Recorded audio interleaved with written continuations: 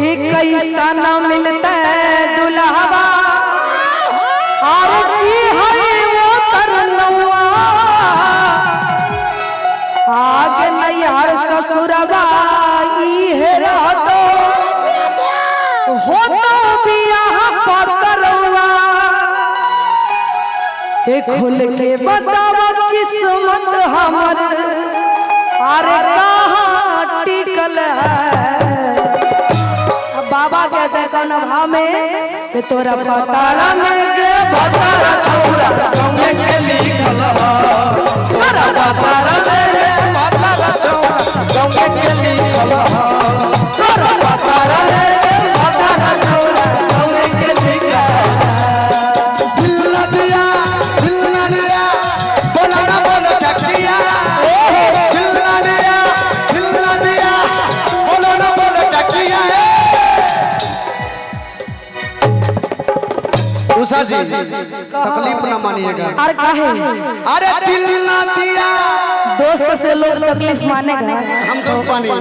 अरे दिल ना दिया क्यों अरे बोलो ना बोलो तकिया दया के दुनिया। अरे जियो अरे मैं भी एक मिनट हमरा तो मिजाज में रहती। अरे आके दुनिया अरे मैं भी अरे प्यार किया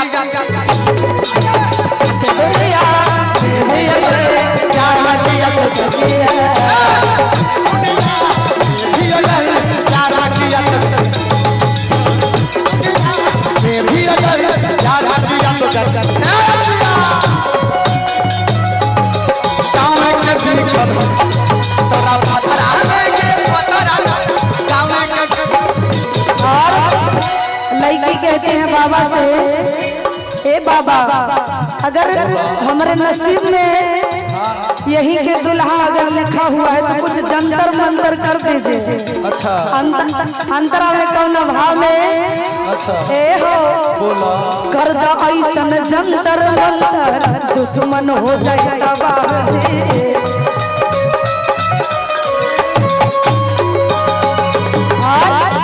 बाबा कहते हैं घुर तो ढेर अगुआ बाती ओकरे से हो तो बियाह जी।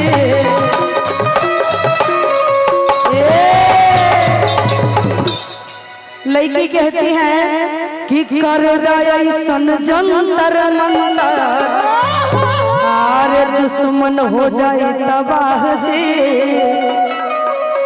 घुर तो ढेर अगुआ बाकी आगे ओकरे से हो तो बियाह जी। लेकिन अरे खुल के बताओ जिंदगी हमर ए हो कहाँ पर रुकल है। ए भैया कहा तोरा भतारा भतारा छौ हमें के तोरा भतारा भतारा छौ हमें के भतारा में गे भतारा छोरा हमें के लिखा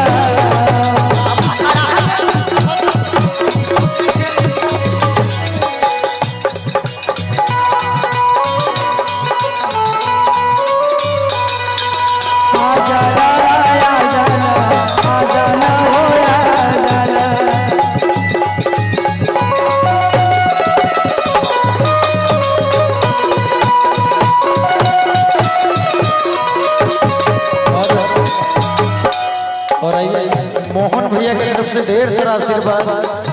मोहन भैया रोहन भैया अच्छा सॉरी रोहन भैया की तरफ से ढेर सारा आशीर्वाद बहुत बहुत धन्यवाद। आइए वहीं से। लेकिन लड़की कहती है कि के करना के से नूर लगता है अरे बाबा हमरा मांगवा आगे हको तोरे जतिया राजीव याद वो करना बाबा। और कहते बाबा हो के करनम के से नूर लगता बाबा हमारा मांगवा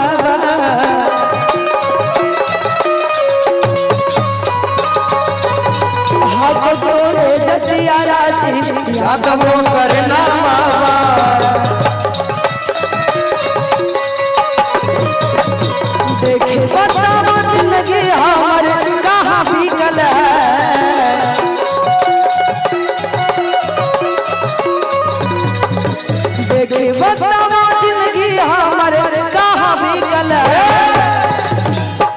बता दे कहा बाबा बता रहे हैं बच्ची सुनो कि तोरा पतारा में गे पतारा छौरा तोंगे के लिखल ह तोरा पतारा में गे पतारा छौरा तोंगे के लिखल ह तोरा पतारा में गे पतारा तोंगे के लिखल ह कैसा न मिलते दुल्हावा की है वो करलौआ हर ससुरवा ये रहत हो तबिया पतरवा कैसा न मिलते दुल्हावा की है वो करलौआ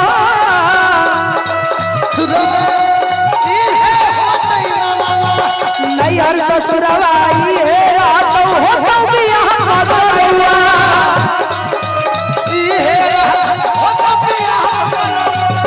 खुल के बतावा किस्मत हमर कहाँ टिकल है खुल के बतावा जिंदगी हमर कहाँ टिकल है।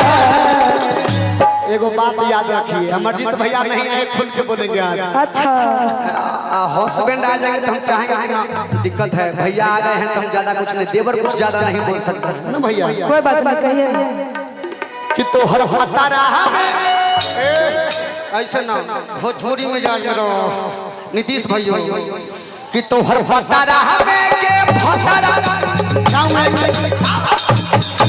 पता रहा के पतारा छौरा गाँव के लेकर पता रहा के भतारा छौरा गाँव के तोर पतारा में गे पतारा छौरा गाँव के लिखल तोर पतारा में गे पतारा छौरा के लेकर